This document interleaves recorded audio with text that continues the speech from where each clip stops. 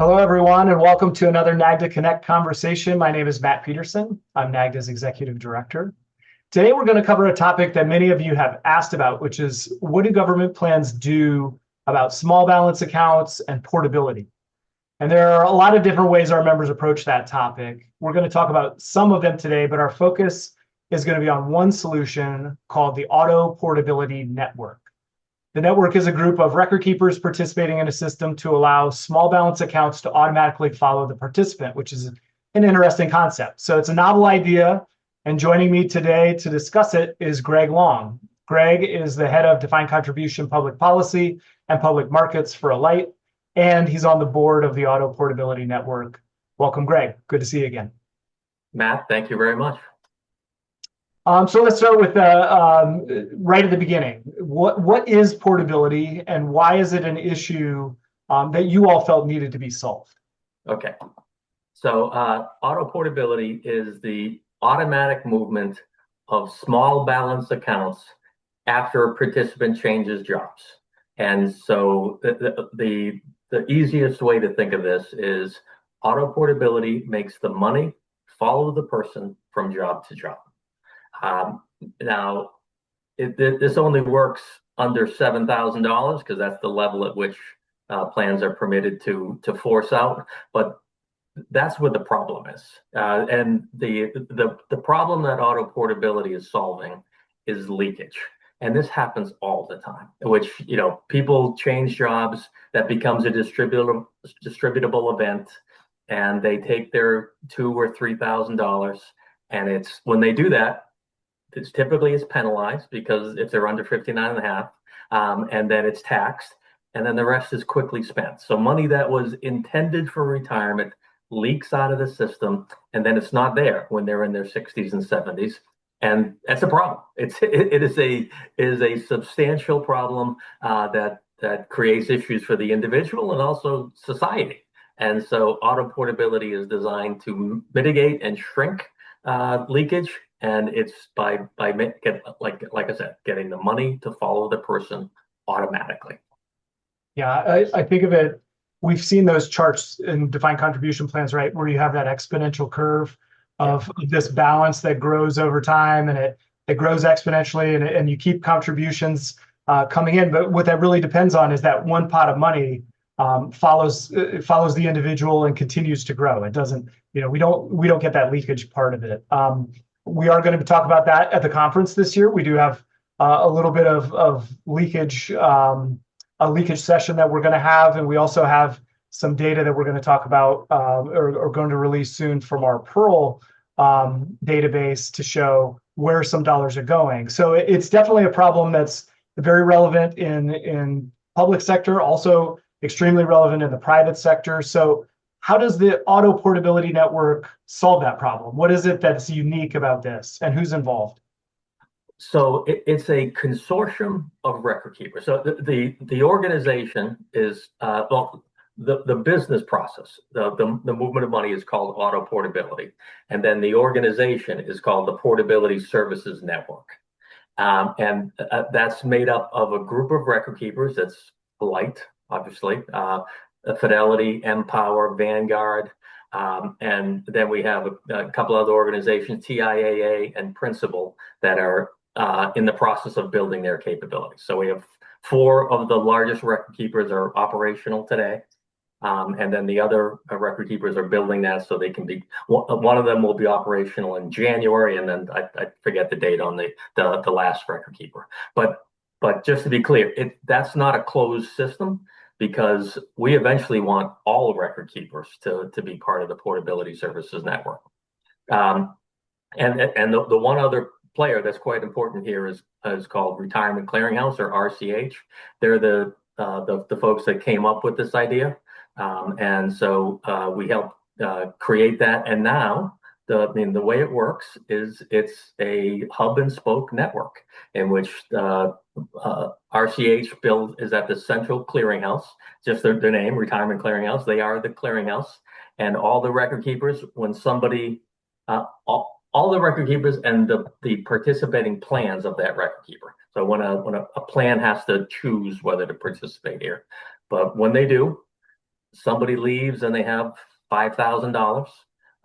And if that particular plan would normally force that out, then instead of pushing out an account to go to an IRA, that is often, it's an organization they haven't worked with before, and those small accounts tend to get lost. Now, instead of just pushing it out, you try to figure out where that person lands. Because if they're leaving a particular plan, they're probably joining another plan somewhere else on that network. And we use the data to find that particular person and where they show up. And once the person who left plan X ends at plan Y, we can then use the systems, talk to each other, find a match, and we send out the notifications. And critically important, it's automatic. So we still notify. An individual can still say, no thanks, I don't want to do this. But if they don't respond usually it's a 60-day period, then that's considered to be negative consent. So they consent to the transaction, and that $4,000 or $5,000 is moved automatically from, it might be Alight, to go to Vanguard or Fidelity or Empower. Okay. And so kind of critically, like you mentioned, and it's in the name, right? As an auto portability, much like auto enrollment, the participant doesn't actually have to do anything to benefit from this process, which we know, behavioral economics wise, it's very hard to do. And plus, just the paperwork of doing rollover is pretty difficult. So the concept is that you're going to kind of have an opt-out system that would move the money so that we can get past some of those behavioral barriers. Is that right? That's exactly correct. And I just want to emphasize this a little bit more because it's so critical, which is that most Americans know, they just have a sense that getting the money from where you used to work to getting where you currently work is a pain in the butt. And they're like, okay, I have to go to a website, I have to pick up the phone, I have to fill out a form. Auto portability requires none of that. They're notified. There still is a website if people want to find out about it.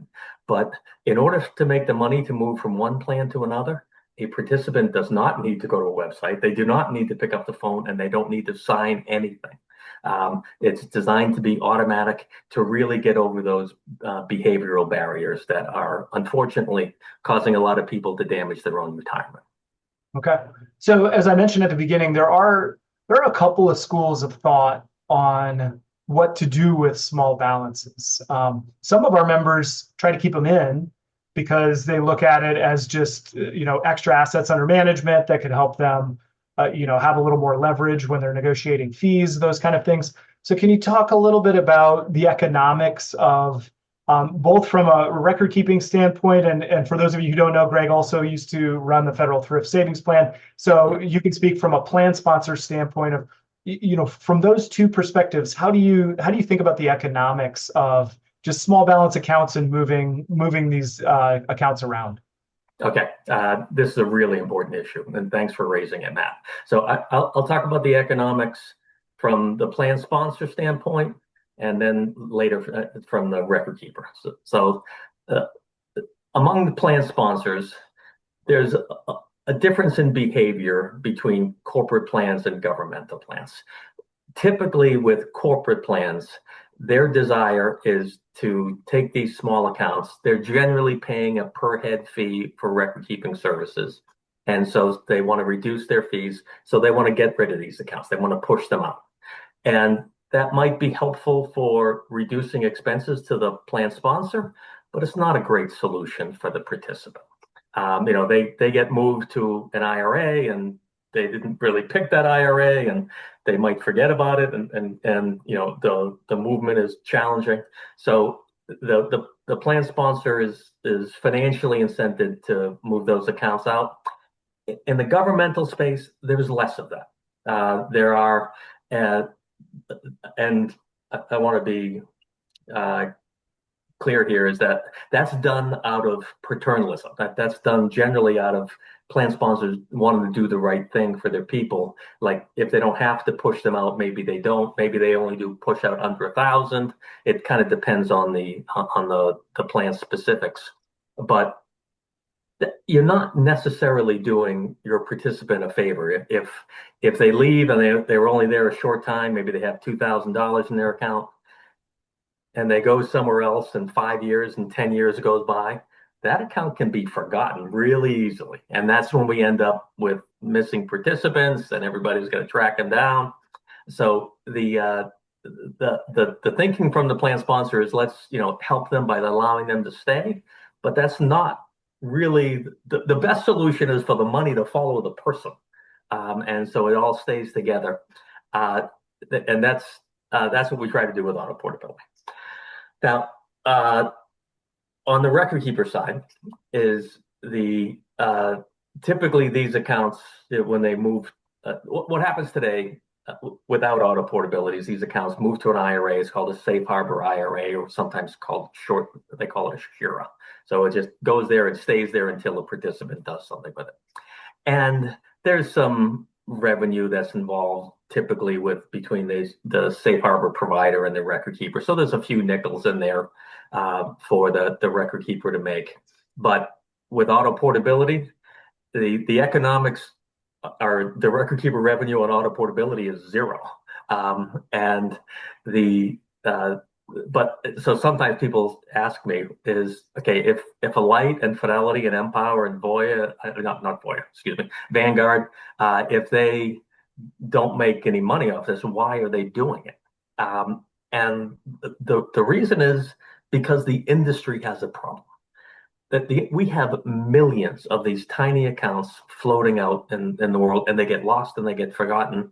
And it became clear to us, if we as an industry didn't come together to solve this, then the government was going to solve it for us in a way that we might not like. So it was the industry coming together saying, we are normally competitors, and we're still competitors, but on this particular area, we create an organization together to help collectively solve an important problem.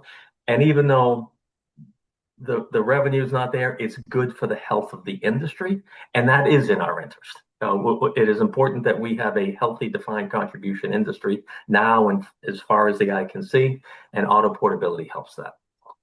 Well, and I think the economics. So I appreciate the two perspectives. One from the plan sponsor side and one from the service provider side. I think the economics from the participant side are pretty obvious, right? Like if you don't have 6, 7, 8, 9, 10 accounts spread out over a bunch of different record keepers and a bunch of different jobs, that's going to be better for you in the end, right? I mean, there's very little argument about that, I think. Yep.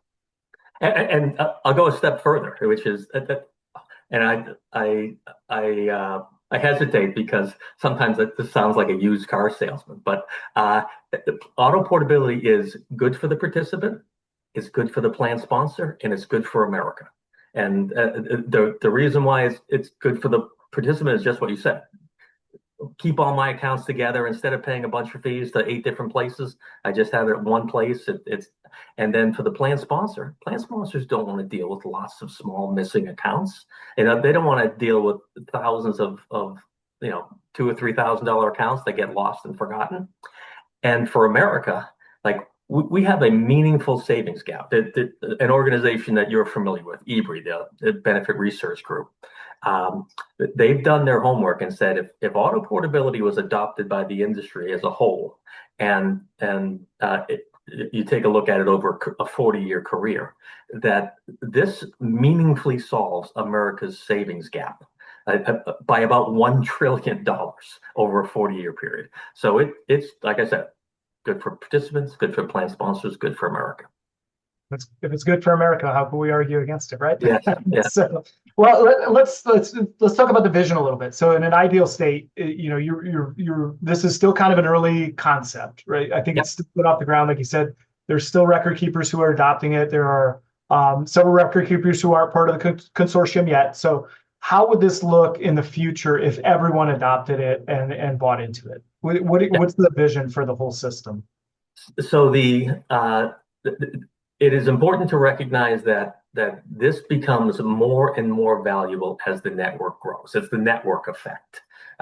It is Facebook. If it's only you and me, it's not really all that interesting. But when Facebook has 200 million users, then it becomes interesting because of the network effect. And that's the same thing here. The more record keepers that join, the more plans that join, the more connections can be made faster. And so the long-term vision is every record keeper and every plan is an auto portability participant.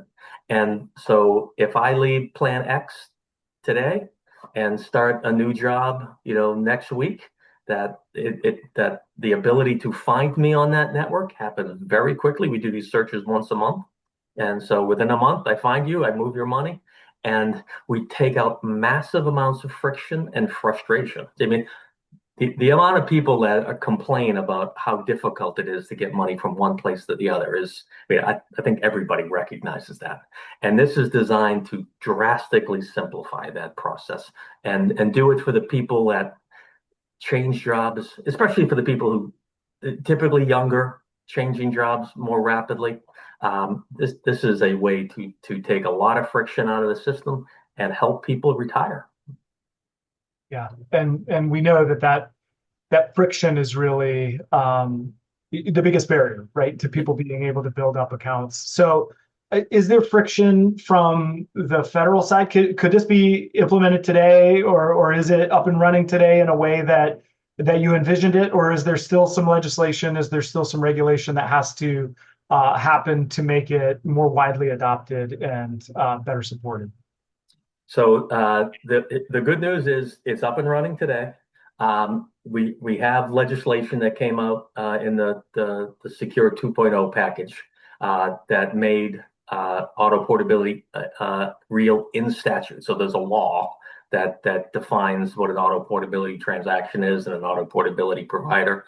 There is one thing that we are working on is, as normally happens, a law gets passed, and then there's a regulation that comes out that says this kind of fills in the blanks between what the law said and things that might not have been totally specified.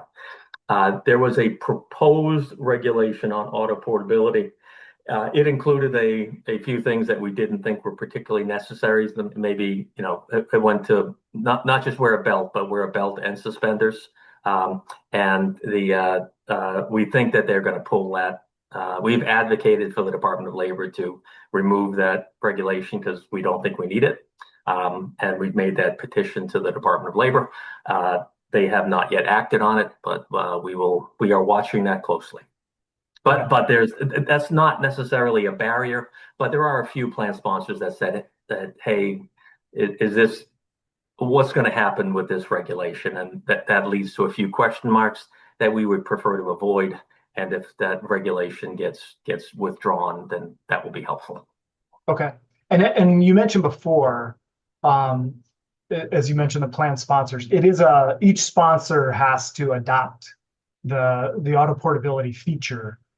So just because you're an Alight client or an Empower client or a Fidelity client, that doesn't mean that your folks are automatically, into this system.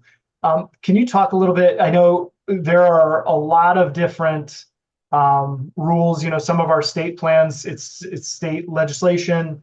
There are a lot of different, policy level decisions that are made on what to do with small balances and how to approach this, especially in the public sector. Can you talk a little bit about the difference that you've seen between the corporate plans and how they're approaching this so far and some of the governmental plans? Yeah, sure. So you mentioned earlier that I used to head up the Federal Thrift Savings Plan, and they have at least when I was there, I don't think they've changed it since, but that they had a policy in which they would only push out accounts, and they'd do it by check. They would only push out accounts if you terminated and you had less than $200. That is a very low, an unusually low threshold. But that's, that sort of threshold is virtually unheard of in the corporate space. But in the governmental space, the policies that are allow a lot more people to stay in with really small accounts are more common. And it gets back to what we said earlier, like paternalism. And the reason the federal government did that is they didn't necessarily want to, if you had $800 or $1,000, they didn't necessarily want to force you to leave. I think that view is a little bit short-sighted, especially now with the fact that auto portability exists, because now you can do what people want, which is you can set your threshold at 1,000 or 5,000 or 7,000, and then those monies can automatically be married up. And what everybody wants is they'd like all their money in one place so they can use it for planning purposes and just have a more organized life where you don't have 8 or 9 accounts in a whole bunch of different places. And we think that this is, like I said, good for participants and plan sponsors, but it's also something that can cause the governmental plan sponsors to reassess those thresholds. Given that auto portability now exists, it's a thing, you can adopt it. Maybe that very paternalistic design to keep that money in the governmental plan, maybe that's no longer the best thing for the participant, as long as you know that you can get the money to follow the person. All right. Well, I think that's a great place to end for the day. Hopefully you all got a lot out of this. We talk auto enrollment, we talk auto escalation, and now we're talking auto portability. The more decision-making we can take out of the process, we think the better. So I think this is an interesting concept to talk about. Really appreciate you coming on, Greg, to discuss it. And if you have any questions, anybody has any follow-up, please let us know. But that's it for today. So thanks a lot for joining us on this Connect conversation. We'll see you next time.